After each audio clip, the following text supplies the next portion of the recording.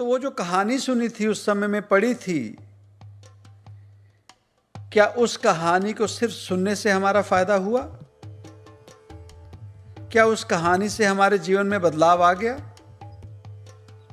या आज उस अवस्था में कोई बच्चा अगर हमें समझाता है, कहानी सुनाता है कि आज हमें हमारे गुरु ने ये कहानी सिखाई, सुनाई, तो तब हम कहेंगे हाँ हाँ हाँ ऐसे होना चाहिए।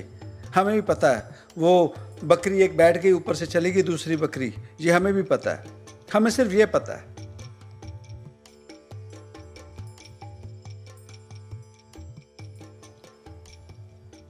जैसे पुराने समय में जात पात की बातें की जाती थी, जो ऊंची जात वाले थे वो नीची जात वालों से घृणा करते थे, द्वेष रखते थे, दूरी रखते थे। तो भगत नामदेव जी उस समय के मुताबिक नीची जात से थे और उन्हें वो पक्षपात, वो घृणा, वो जो उस समय के लोकाचारी में, सोसाइटी में फर्क किया जाता था, वो सब सहना पड़ा। तो एक दिन मंदिर में कृष्ण की पूजा हो रही थी। वो जो पंडित जन, ब्राह्मण, वो जो मंदिर में प्रवेश कर सकते थे, वो उस कृष्ण की पूजा कर रहे थे। और पूजा करते हुए वो जैसे मंदिरों में खड़काल, घंटियां बजाते हैं, तो पूजा हो रही थी और इन्हें भीतर प्रवेश करने की अनुमति नहीं थी। तो वो मंदिर के बाहर खड़े होकर कृष्ण का गुणगान करने लगे और उनके हाथ में उनके खड़ाएं, उनके जूते वो उन्होंने हाथ में लिए और उन्होंने बाहर ही कृष्ण कृष्ण करना शुरू किया और वो अपने जूतों को बजाने लगे। जब भीतर बैठे पंडितों ने, उन जीवों ने देखा, तो उन्होंने इस बात को बुरा मनाया और उसे बुरा भला कह के समझाया। वो नहीं माने तो भगत नामदेव जी को उन्होंने पीट दिया। अब पिटे जाने के बाद मन में वैराग्य लेकर उस कृष्ण की याद में वो उसी मंदिर के पीछे जाके बैठ गए और उस मंदिर के पीछे बैठकर वो कृष्ण से शिकायत करते हैं, मोको तू ना बिसार रामैया, कि तू मुझे ना भुला, रबरू तू मुझे ना भुला। तो उस समय में जो उन्होंने उस कृष्ण से शिकायत की, नाराजगी जाहिर की, अपनी व्यथा जो सुनाई, वो गुरबाणी के रूप में दरबार साहब में दाखिल कर दी गई। तो जब बात चल रही थी कृष्ण के साथ, तो कृष्ण उनको कहते हैं कि इन्होंने गलती की है, तो जब ये कल शरीर छोड़कर जब मेरे दरबार में आएंगे तो मैं इन्हें सजा दूंगा।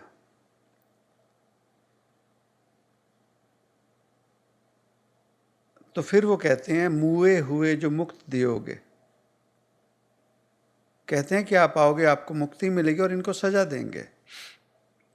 तो कहते ये भी मरने के बाद किसे पता, अगर मेरे सच्चे रब हो तो अभी उन्हें सजा दो। तो कृष्ण कहते सजा क्या दूं इन्हें?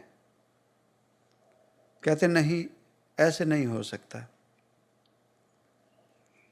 तो कृष्ण ने कृतज्ञ होकर उस समय वो जो मंदिर का मुख था, उस मंदिर के मुख को घुमा दिया, और वो जो नामदेव जी मंदिर के पीछे बैठे थे, वो मंदिर का मुख घुमाकर नामदेव जी के समक्ष कर दिया। तो वो कहा गया, फेर दिया देवरा नामे को, कि नामदेव जी के समक्ष वो मंदिर देवरा वो समक्ष कर दिया, पंडियन को पिछवारला। जो पंडित थे उन्हें मंदिर का पीछे का हिस्सा उनके तरफ कर दिया। ये है कहानी जो गुरबाणी के रूप में दाखिल है, और हम में से बहुतों को ये कहानी पता होगी। बहुतों ने ये कहानी, हो सकता है कोई बहुत बढ़िया कहने वाला होगा, उससे बहुत अच्छे ढंग से सुनी होगी, या कोई कमी पेशी इस कहानी में रह गई होगी। कारण कहानी क्या है कि जिस समय की ये बात है उस समय ना हम मौजूद थे, ना वो जो कहानियां बेहतर ढंग से सुना सकते हैं, ना वो थे। कहानी सुन ली, बाल अवस्था में स्कूल में गए तो कहानी, दो बिल्लियां थी, आपस में खेल रही थी, और उन्हें एक रोटी का टुकड़ा मिल गया। दोनों उस रोटी के लिए लड़ने लगी। तो एक बंदर आया और उस बंदर ने कहा कि लाओ, मैं तुम्हें ये रोटी, दोनों में आप झगड़ा ना करो, मैं बांट देता हूं। तो उस बांटने के चक्कर में वो एक बिल्ली को कम दे दे, एक को ज़्यादा दे दे, तो वो बिल्ली कहे नहीं, उसे ज़्यादा दे दी, तो वो ज़्यादा जो टुकड़ा था वो बंदर खा जाता था। ऐसे करते करते आखिर में वो बंदर पूरी रोटी खा गया और वो दोनों बिल्लियां भूखी रह गई। कहानी। एक कहानी ये भी सुनी, एक कुत्ता था, उसे हड्डी मिल गई और वो हड्डी लेकर चलने लगा,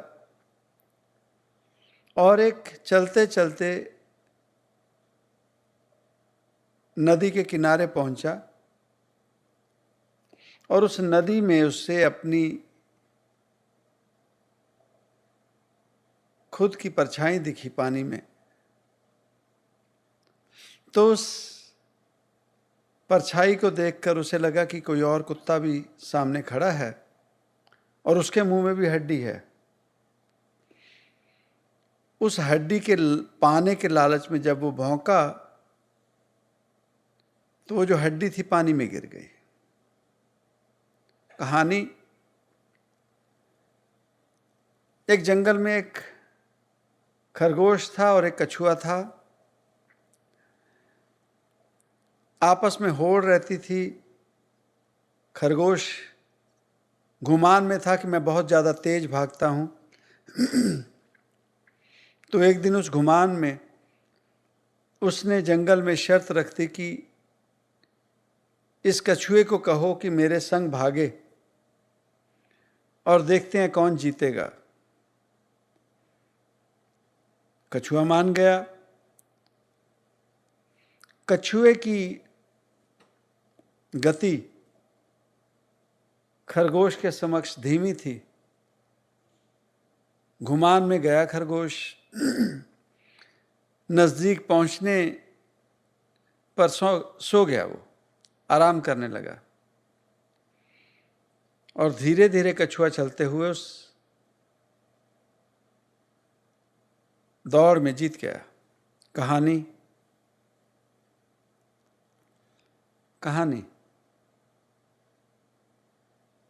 एक जीव था, भेड़ बकरियां घर से जाता था बाहर चराने को। एक दिन बैठे बैठे बोर हो गया तो चिल्लाने लगा, शेर आ गया, शेर आ गया। गांव वाले भाग कर आए, देखा शेर नहीं था तो हंसने लगा और इसने हर दूसरे चौथे ये खेल खेलना शुरू किया। गांव वाले आते थे, कोई शेर नहीं था, और एक दिन सच में शेर आ गया। और जब उसने पुकारा तो सच में कोई आ नहीं सका, कोई आया नहीं। कहानी प्रभु राम थे, दशरथ के बेटे थे, उनका जन्म हुआ, फिर उन्होंने तारका का वध कर दिया, फिर उन्होंने धनुष्य बाण तोड़कर सीता का स्वयंवर किया। तो फिर उनकी जो सौतेली माँ थी कैकई, उन्होंने 14 साल का वनवास दे दिया। वनवास में हनुमान जी के दर्शन हुए, भेंट हुई। फिर वहाँ से वो शूर्पणखा आई, उसकी नाक काट दी। तो रावण को गुस्सा आया, वो सीता माँ को उठा के ले गया, जटायु से लड़ पड़ा। कृष्ण का जन्म हुआ तो मामा ने, कंस ने उनकी माता पिता को जेल में बंद कर दिया। तो फिर कृष्ण का जन्म ऐसे हुआ, जमुना उनके पांव छू कर गई तो कृष्ण वहाँ पहुँच गए। जब उम्र पाई तो आकर कंस का वध कर दिया। महाभारत हो गई, अर्जुन ने ऐसे कर दिया। कहानी अब जीवन में सोच के देखें, वो कहानी जिसमें ये कहा गया कि एक लालची कुत्ता था, वो लालच में अपनी हड्डी खो गया। अब ये कहानी सुनने में तो अच्छी लगी, बहुत ढंग से हमें पता भी थी, पर इस कहानी को क्या हम जीवन में समझ गए? क्या इस कहानी से हमारे जीवन में हमारे भीतर का लालच खत्म हुआ? इस कहानी से कि 2 बिल्लियां लड़ रही थी, आपस की फूट, दूसरे का फायदा, तो इस बात से क्या हमारे जीवन में, हमारे घरों में, आपस में इस कहानी से कोई सीख मिली? उस समय मॉरल कह दिया जाता था टीचर के समक्ष, moral of the story, greedy dog.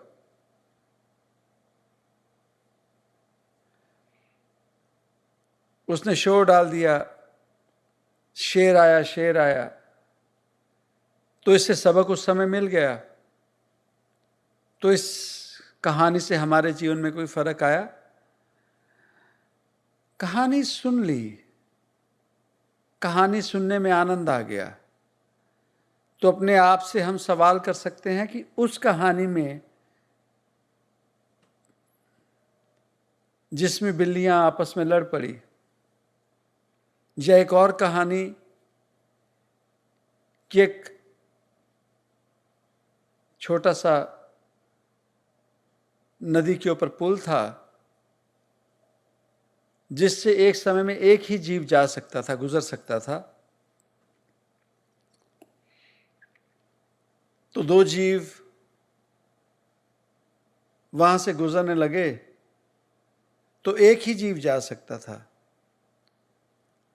अब हौं कौन पीछे मुड़े तो दोनों लड़ पड़े और दोनों पानी में गिर गए।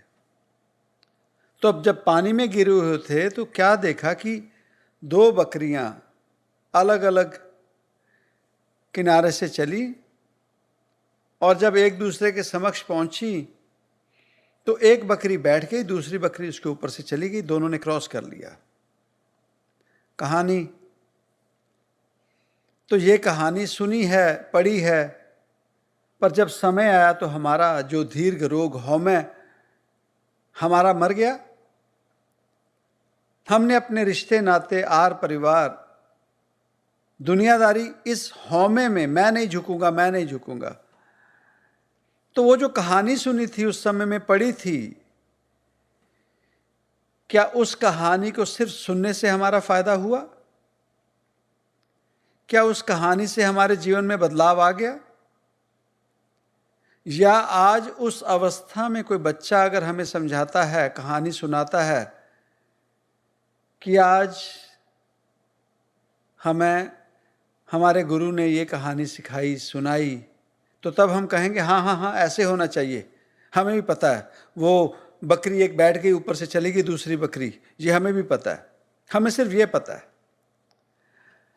हमें सिर्फ ये पता है रामचंद्र महाराज जी 14 साल का वनवास काटने गए थे। हमें सिर्फ ये पता है कि नानक पातशाह 4 उदासियां काट कर आए थे। हमें सिर्फ ये पता है कि प्रहलाद ने पुकार की तो नरसिंह रूप लेकर नारायण प्रकट हो गए। हमें ये कहानी पता है। हमें ये पता है कि कृष्ण ने माखन चुरा लिया। हमें ये पता है कि नानक पातशाह जब ध्यान में थे तो सांप आया, उसने आकर छाया कर दी। क्या नहीं पता हमें? कौन सी कहानी नहीं पता हमें? कौन सी जानकारी हमारे पास नहीं है? तो जैसे वो कहानियां सुनी, बंदर की, कुत्ते की, बिल्ली की, बकरी की, उन कहानियों को सुनने से अगर हमारे जीवन में फर्क नहीं पड़ा, तो ये जो महापुरुषों की कहानियां, एक दूसरे से हम बातें करते हैं, कहानियां सुनाते हैं, इन महापुरुषों की कहानियों से हमारे जीवन में फर्क आया, या ये भी उन्हीं कहानियों की तरह बनकर रह गई और हमारा जीवन चलते जा रहा है? नहीं नहीं, वो उस दिन कहानी सुनाई ना, तो उस कहानी में बाबा जी तुम्हें पता नहीं लगा, ऐसे हुआ था। अच्छा ऐसे हुआ होगा, आप मौजूद थे उस समय में? हम मौजूद थे? नहीं नहीं, कृष्ण ने ना, वो जो रामचंद्र महाराज जी ने धनुष्य बाण उठाया था, तो वो दाएं हाथ से नहीं उठाया था बाबा जी, आपको पता नहीं, वो बाएं हाथ से उठाया था, और दाएं हाथ से जब तमंचा उस पर डालने लगे तब टूटा था वो। अरे वाह, इतना सुधार कर दिया, आपका बहुत बहुत शुक्रिया। पर इस कहानी से सीखा क्या? इस कहानी से क्या सीखा?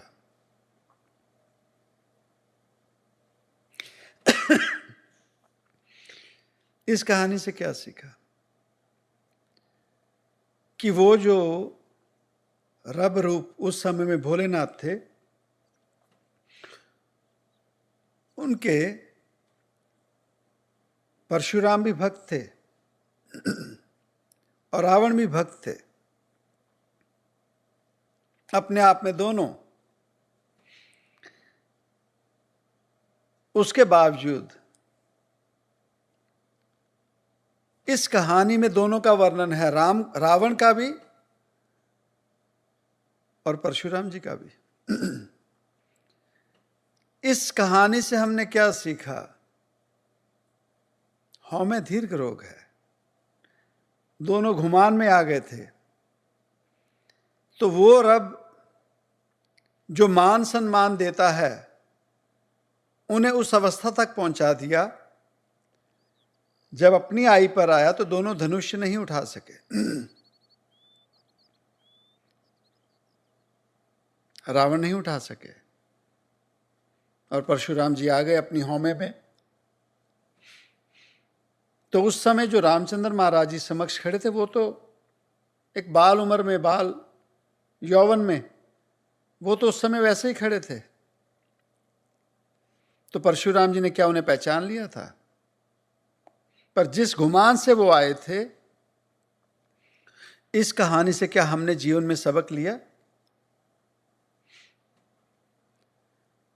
इस कहानी से हमारे जीवन में क्या फर्क हुआ? जैसे उसी कहानी से कि एक को झुक जाना चाहिए, दूसरा ऊपर से चला गया, दोनों अपने छोर में पहुंच गए। तो हम पहुंचते हैं, पर हमें कहानी आती है, कहानी सुननी अच्छी लगती है, कहानी सुनानी अच्छी लगती है, पर जीवन में फर्क क्या हुआ? जानकारी हासिल की, ढाली नहीं जीवन में। ये जो कहानी शुरू की, फेर दिया देवरा नामे को, इससे हमने क्या सीखा? हम ये कहानी जान तो ली, पर अगर कोई किसी अवस्था में नीचे स्थल पर है,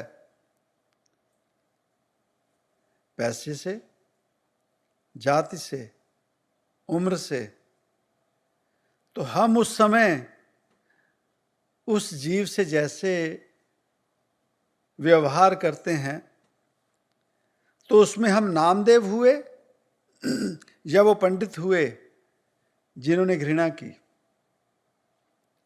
पर हमें कहानी आती है, हमें कहानी पता है। क्यों पता है, क्यों आती है, हमने क्यों सुनी, हमारे जीवन में ये कहानी क्यों आई, इससे हमें कोई फर्क नहीं पड़ता। पर हमें कहानी पता है, हमें इन बातों की जानकारी है। बहुत खुशी से कहते हैं, लक्ष्मण ने शूर्पणखा का नाक काट दिया, नाक काट दिया।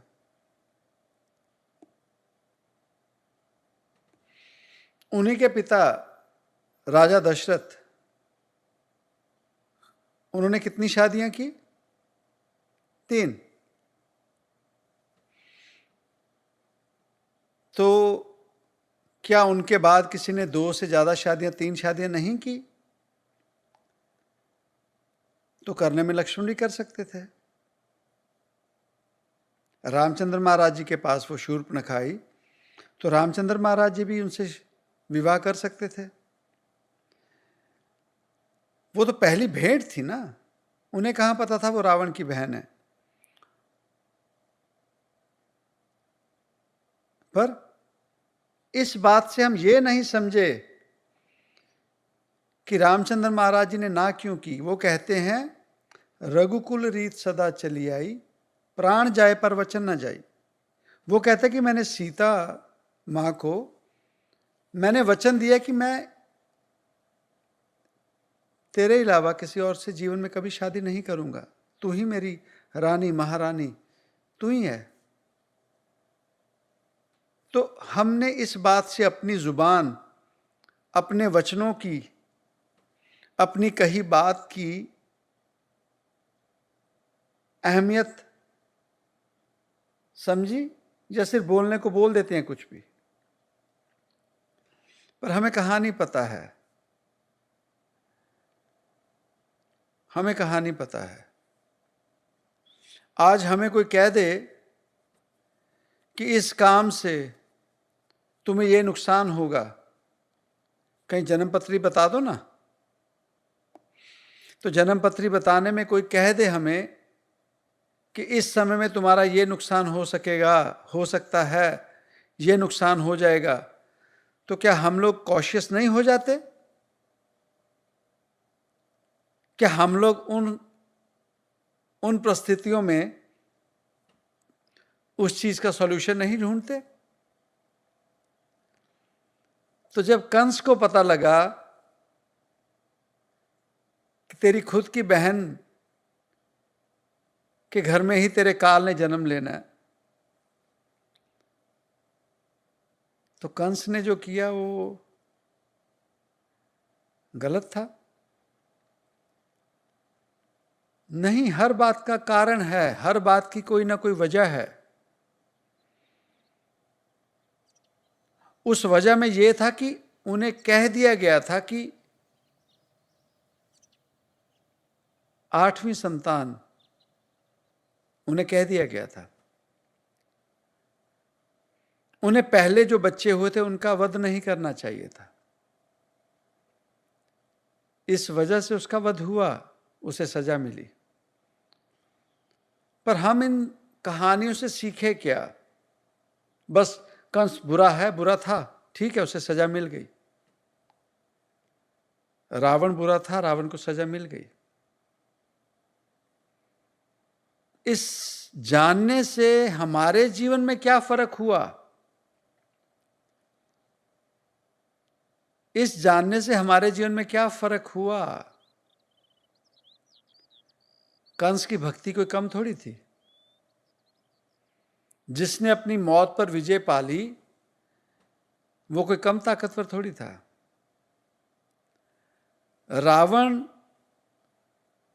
रावण से बड़ा कोई महाबली जब से धरती बनी, सृष्टि बनी, वहां से लेकर जब तक खत्म होगी, उस जैसा बलि, उस जैसा महापुरुष कोई नहीं हो सकता। उसके बावजूद हम हर वर्ष रावण दहन करते हैं। कहानी पता है, पर कहानी में से हम अपने भीतर कभी नहीं झांकेंगे कि हमारे कर्म हमें राम बनाते हैं कि रावण बनाते हैं। हम कभी निगाह नहीं मारेंगे हमारे कर्म हमें कृष्ण बनाते हैं या हमें कंस बनाते हैं। कहानियां ले ली, जानकारी इकट्ठी कर ली, तो हमारे में बहुत ज़्यादा फर्क नहीं है। वो जो स्कूल में अपने जाकर, जब हम विद्यार्थी थे, उस समय में जो कहानियां सुनी, और आज हम ये जो महापुरुषों के जीवन की कहानियां सुनते हैं, हमने जीवन में इनमें कोई फर्क नहीं रहने दिया। हमने इनसे कोई सबक नहीं सीखा। हमने सबक नहीं सीखा। हाँ, बुरा मनाते हैं कि दाता जी के नौकर थे, उन्होंने छोटे साहबजादों को मुगलों के हवाले कर दिया। उन्हें हम बुरा बोलेंगे, पर जीवन में कभी हम सोच सकते हैं हमारी नीयत, हमारे कर्म उस नौकर की तरह हैं या उस नौकर की तरह जो बंदा बहादुर बन के उस पाप का बदला लेता है? पर हाँ, ऐसा नहीं कि हमें पहली कहानी नहीं पता छोटे साहबजादों की शहीदी की या बंदा बहादुर जी की कहानी नहीं पता। हमें कहानियां सब पता है। हमें रामायण, महाभारत, ये सब पता है। पर बहुत कम होंगे जिन्हें दरबार साहब पता है, गुरु ग्रंथ साहब पता है। बहुत कम होंगे जिन्हें गीता पता है, कुरान पता है, बाइबल पता है। अब दुविधा ये उन कम जीवों में भी जिन्हें उनके बारे में पता है, उन्हें भी नहीं पता। कारण जिन्हें पता है वो घुमान में आ गए। मुझे पता है, मुझे पता है, वो भी घुमान में आ गए। तो पता किससे है फिर? ना उन महापुरुषों के जीवन की कहानियों से कोई सबक लिया, ना दुनियावी तौर पर जो शिक्षा ग्रहण करने के समय हमने कोई कहानियां सुनी, ना उनसे कोई हमारे जीवन में कोई ज्ञान नहीं मिला। कहानी है, कानों का रस, एक फैंटेसी, प्रगटावा ना। अब बाबा जी कथावाचक तो हैं नहीं, नहीं तो अभी यहाँ पे दृश्य पैदा कर दे, यहाँ चमकने का, तूफान का बंदोबस्त कर दे, तो जब अगली बारी हम कृष्ण के जन्म की बात करेंगे तो फिर ऐसे हालात पैदा कर देना। तो जब वो का समय आए, जब रामचंद्र महाराज जी को वनवास का समय मिले, तो यहाँ संगीत म्यूजिक ऐसा लगा दिया कर कि जो संगत सुन रही है ये रोने लग जाए, तब बात बनेगी, तब बात में मजा आएगा। अरे वाह, रुला के चले गए, वाह वाह वाह, बहुत दुख हुआ, रामचंद्र महाराज जी को वनवास हुआ, वो घर वापस भी आ गए, लव कशु का जन्म भी हो गया, सीता माँ भी चले गए जंगल, त्रेता खत्म भी हो गया। आज भी लेकिन हम जब वो पांव में छाले पड़ गए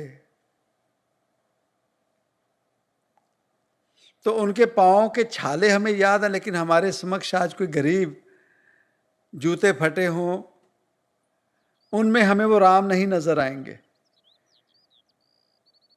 कि ये जैसे ये तड़प रहा है बंदा जैसे हाल में, वैसे ही वो होंगे। उनका ध्यान करके इन्हें ले दें, मदद कर दें, पर ले दें किसी को जूते, पहले तो उसके सर पे मारेंगे, आभास कराएंगे मैंने लेके दिया। फिर आजकल नया ट्रेंड आया ना, व्हाट्सएप पे, ट्विटर पे, फेसबुक पे, यूट्यूब पे सारे वीडियो बना के डाल दो, डोनेटिंग शूज, गिविंग शूज। तुझे पता है, मुझे गरीब दिखा, मैंने उसे जूते लेके दिए। हम इतनी इतनी बातों पे, पर हाँ रो देंगे, अरे बहुत बुरा हो गया रामचंद्र महाराज जी को। पर कैकई, चाहे रामचंद्र महाराज जी के लिए रोएं, पर नियत हमारी कैकई जैसी हो। पर कहानी हमें पता है, और उस कहानी में जो बुरा व्यक्ति है या उस कहानी से जो हमें सबक लेना है, हम वो सबक नहीं लेंगे, हम जीवन में अपने उन्नति नहीं करेंगे। तो अपने ऊपर मेहनत करके देखें। जितना आनंद हमें कहानी सुनने में आता है, जितना आनंद हमें कहानी पढ़ने में आता है, हाँ सच है हमें इतना आनंद गुरबाणी, गीता, कुरान, बाइबल पढ़ने में नहीं आएगा। पर सच तो हम भी जानते हैं कि असल सबक तो इन्हीं में दर्ज है। असल सबक तो हमें यही दे सकेंगे, असल सबक तो यही है। एक ने कही, दूजे ने मानी। अब देखो ना, एक फकीर गांव में चिल्ला कर कहे कि देखिए बाढ़ आने वाली है, ये गांव हमारा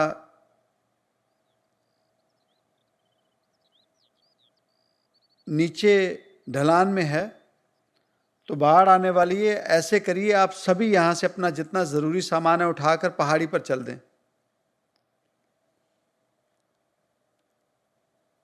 अब उस फकीर की सुने बिना और बाढ़ आ गई, गांव डूब गया। अब बजाय जैसे कहते ना कि पंजाबी में एक बहुत अच्छा प्रोवर्ब है, कहते कि डिगी खोदते तो गुस्सा को म्यारते, कि भाव गधे के ऊपर किसी ने बिठा दिया तो गधे पे बैठ के चलना आया नहीं, तो जीव गधे से गिर गया, गिरा खुद और डांटना शुरू कर दिया कुम्हार को जो गधे का मालिक था। तो बाढ़ आ गई, सब बर्बादी होगी, तो जाके फकीर को पीटना शुरू कर दिया। क्यों भाई, तुम्ही ने किया, ये तुम्ही ने किया। वो कहता मैंने क्यों किया, तुम्हें पता कैसे लगा इस बारे में? वो कहते वही तो फकीरी है, वो किसी रब ने बताया, आपने नहीं मानी तो इसमें हमारा क्या कसूर? तो यही हम नहीं करते? कहानियों में जो कहानियां सुनी, उनमें जो हम जैसे जीवों के लिए सबक हैं कि आपस की फूट बिल्लियां बनेगी तो कोई बंदर आके हमारा खाना खा जाएगा। लालच बुरी बला है, ज्यादा के लालच में कम भी जाएगा। अब कहानियों को बुरा भला बोलते रहें, ऐसे थोड़ी होता है, ऐसे थोड़ी होता है।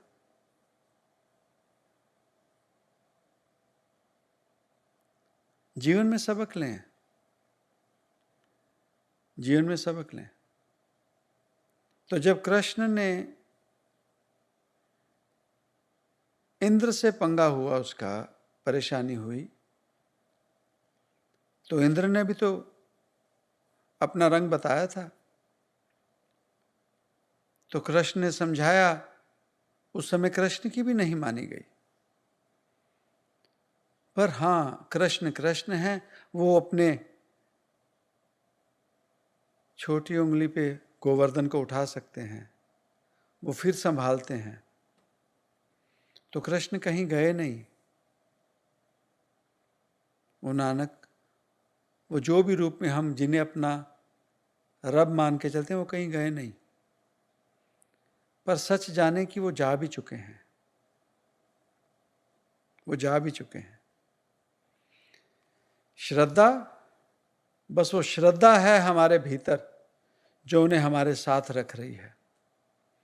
पर हमारी श्रद्धा कंफ्यूज्ड है। जैसे घर में पिता हो, माँ हो, समझाती रहे, तब हम सुने ना। एक समय आया, वो शरीर छोड़ गए, तो उसे एक तस्वीर में सजा के हार चढ़ा के रख दिया। तो अब वो हार चढ़ाकर उसका क्या फायदा? जीते जी तो हमने उसकी सुनी नहीं कोई। और अब नया नया दूरी हुई है, तो कुछ समय तक हम वो हार चढ़ाएंगे, कुछ समय तक घर से निकलते समय याद करेंगे, और एक समय के बाद वो फोटो भी फोटो ही बनी रह जाती है। भूल जाते हैं, पड़ी है फोटो।